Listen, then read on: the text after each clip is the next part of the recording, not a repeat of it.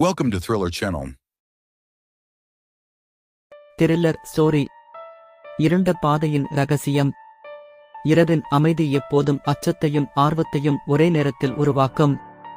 சில கதைகள் அச்சத்தை விதைக்கின்றன, சில கதைகள் சாகசத்தை தூண்டுகின்றன. ஆனால் சில கதைகள் இரண்டையும் ஒன்றாக கொண்டிருக்கும். இக்கதை அவ்வாறான ஒன்று. ஒரு விமான நிலையத்தில் ஒரு இளைஞன் நிற்கின்றான். அவன் பெயர் அருண். வயது 25. அவன் ஒரு பத்திரிகையாளர். உலகம் முழுவதும் மர்மங்களை ஆராய்வதே அவனுடைய கனவு. அந்த இரவு அவன் கையில் ஒரு பழைய கடிதம் இருந்தது. நீ உண்மையை அறிய விரும்பினால் மேற்கு தொடர்ச்சி மலையின் மையத்தில் உள்ள அழிந்த குகையில் தேடு என்று அக்கடிதத்தில் குறிப்பிடப்பட்டது. அங்கே நீ தேடிய பதில் இருக்கும். இந்த கடிதம் யாரிடமிருந்து வந்தது என அவனுக்கு தெரியாது. ஆனால் அவன் உள்ளத்தில் அந்த எழுத்துக்கள் தீப்பொறி போட்டது போல இருந்தது. அருண் பாளையங்கோட்டை வந்தடைந்தான். அங்கிருந்து பழங்குடிகள் வசிக்கும் மலையடிவாரத்திற்கு பஸ் பயணம் செய்தான். அவன் உடன் வந்தவர் தியா, புகைப்படக் கலைஞர்.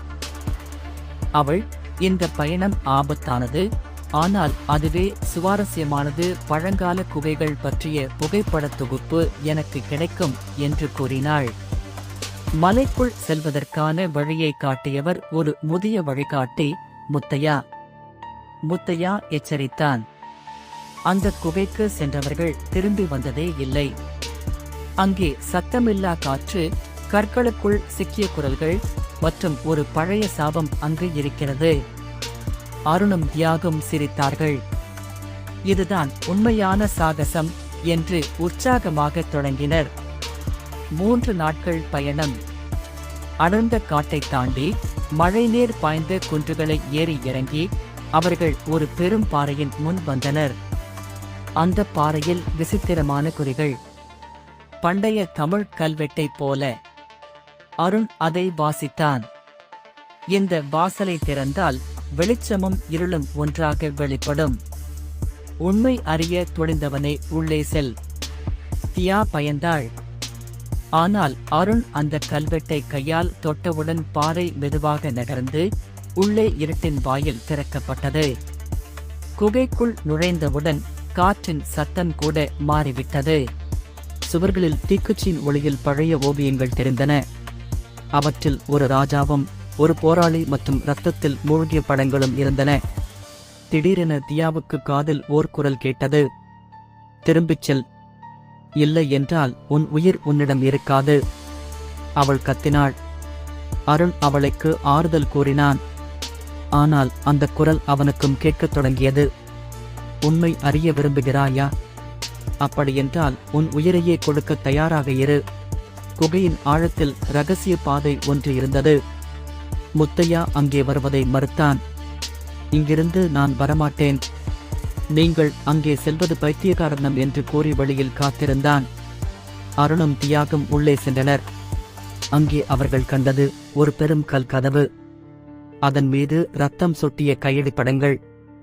அந்த கதவின் அருகில் ஒரு பழைய பச்சைக்கல் தாலிசு இருந்தன. அருண் அதை எடுக்கும்போது தரை நடுங்கியது. சுவர் பிளந்தது.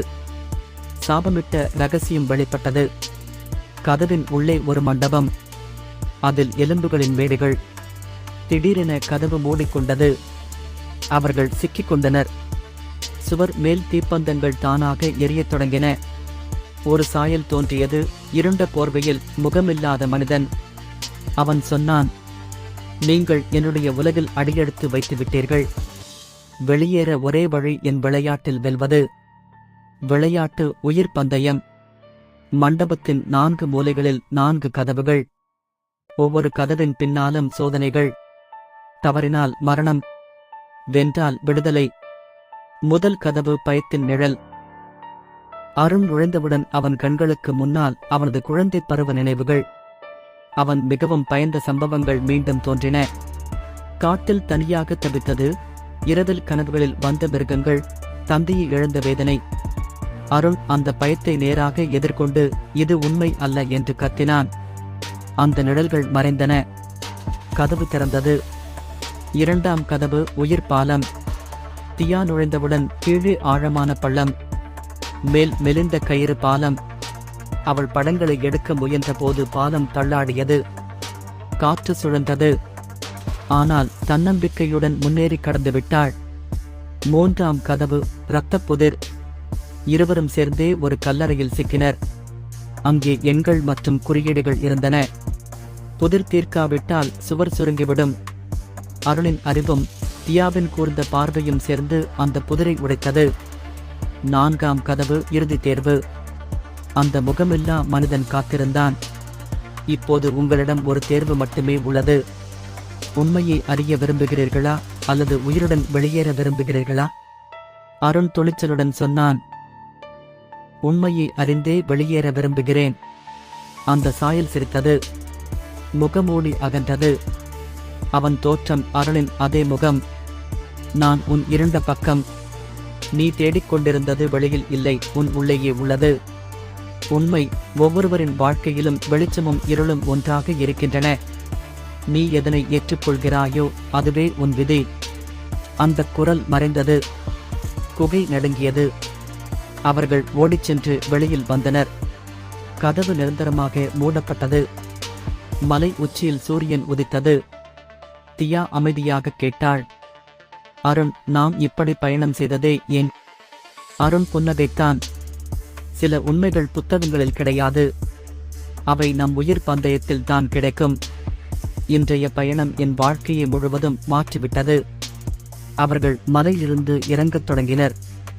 ஆனால் குகையின் உள்ளே எங்கேயோ இன்னும் அந்த சாயலின் சிரிப்பு எதிரொலித்தது போல. இருண்ட பாதையின் இரகசியம் என்பது ஒரு குகையின் கதை மட்டுமல்ல, அது நம் உள்ளத்தின் கதை. நம் பயன்களையும் நம் இருளையும் எதிர்கொள்வதற்கான ஒரு சோதனை.